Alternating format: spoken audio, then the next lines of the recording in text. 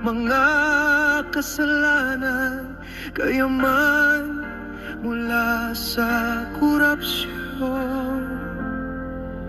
Hindi mo ba namamalayan ang responsibilidad dahil sa iyong mga kilos? Naghihintay sa iyo ang walang hanggang impyerno.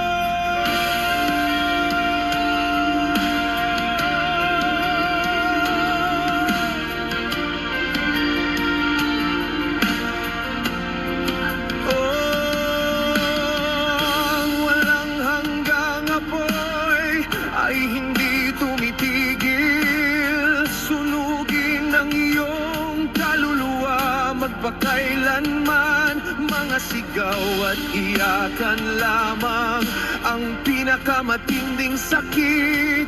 Ibalik ito kagad bago mahuli ang lahat. Habang humihinga ka pa, isang pagkakataon upang itama ang iyong mga kilos.